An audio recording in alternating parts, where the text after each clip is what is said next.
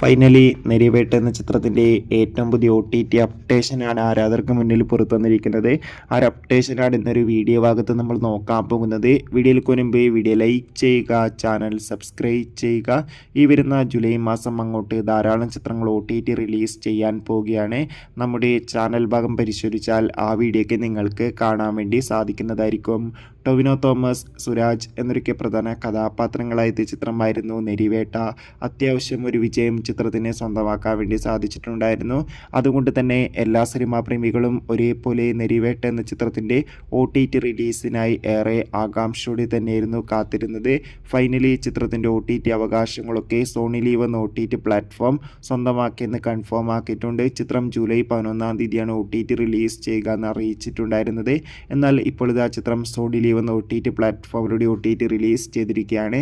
ചിത്രം കണ്ടവരുടെ അഭിപ്രായം തീർച്ചയായും കമൻറ്റ് ബോക്സിൽ രേഖപ്പെടുത്തുക.